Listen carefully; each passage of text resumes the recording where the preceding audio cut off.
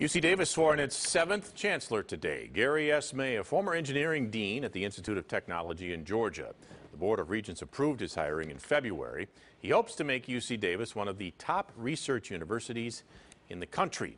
Now, his swearing in comes just a year after his predecessor, Linda Katehi, resigned amid ethical controversies. And tonight, he is responding to new concerns that Katehi is staying on the UC Davis payroll as a very highly paid professor. CBS 13's Lamore Abrams is live at the state capitol for us tonight with how the chancellor is responding and how lawmakers feel about it. Lamore. That's right, Adrian and Sam. You may recall Katehi resigned last year, but she was offered a deal. Stay on the UC payroll with her full chancellor salary for the whole year she was off.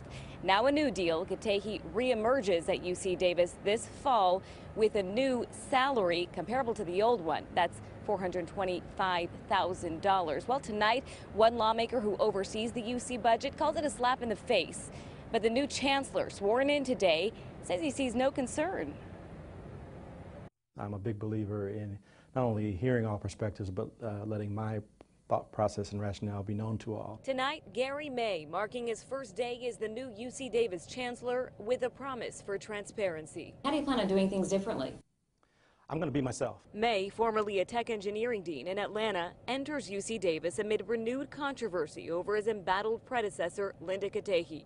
She'll reemerge in the fall semester as an engineering professor under a 9-month teaching contract, paying $318,000, not much less than the $424,000 annual salary she received as chancellor.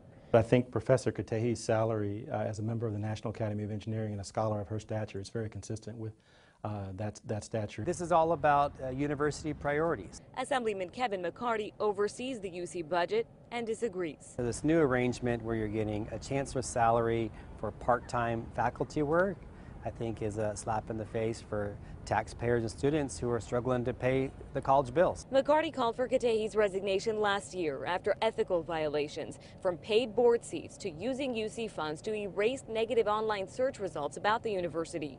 But it's her new salary triggering students' anger. It's a little bit ridiculous, especially with all the tuition hikes, and there's so much bad publicity already.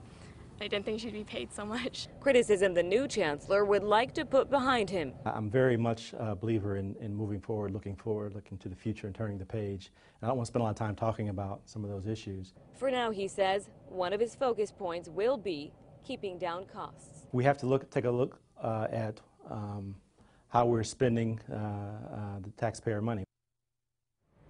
Now, we did reach out to Katehi for comment, but have not yet heard back. Sam and Adrian.